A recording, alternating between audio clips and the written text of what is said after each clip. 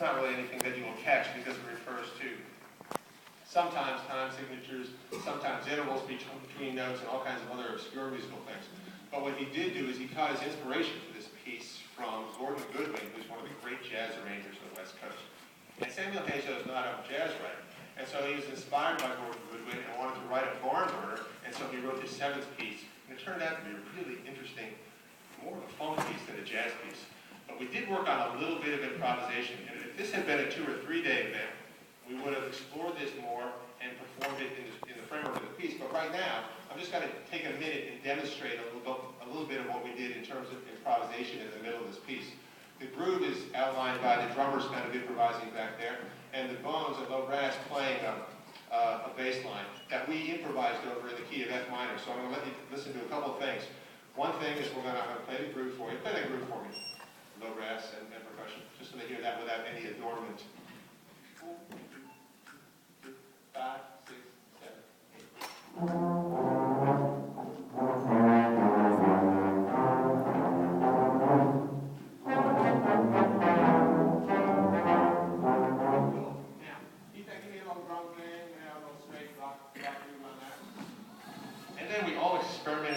Time playing in the key of F minor. You ever hear, 90 or so enthusiastic high school musicians improvise at exactly the same time? Well, you're about to.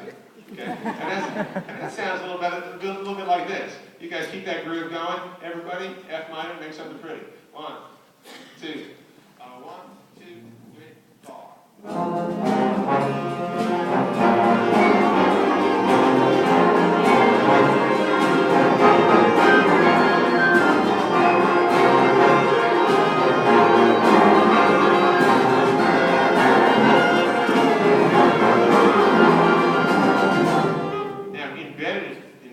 Your kid, and your kid's doing an amazing job. I'm not positive I got your kid to volunteer, but I did get a few kids to volunteer to just represent their solos on this. And improvisation took a little bit of time talking about it, defining it as spontaneous composition, because it's within the framework of the tune, the chordal framework, and the rhythm framework. And so we have a few very brave people just willing to demonstrate their improvisation on this. And can we start with you? Good. What's your name again? Aaron, give it up for Aaron. She started kicking it off. So here's the rules for applauding for an improvised solo. You can applaud. You can even say her name if you're related to her. But you have to be brief about it because there's going to be another soloist directly following her. Okay? And another soloist directly following. And another soloist directly following. So we have these solos. And you guys have to play in context with whoever's soloing so we don't overpower them. So here's what we worked on for a little while this morning. 1, 2, and 1, 2, 3, 4.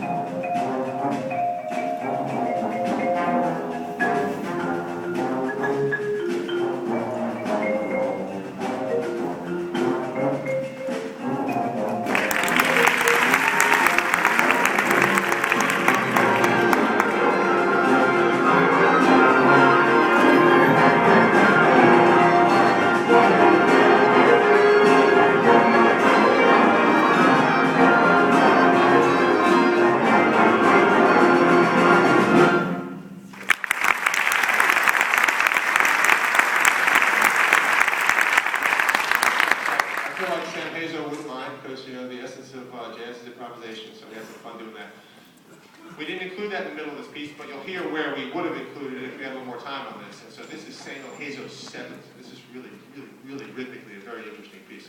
For those musicians out there, it starts in 11/16. That's our time signature. We'll talk about that later.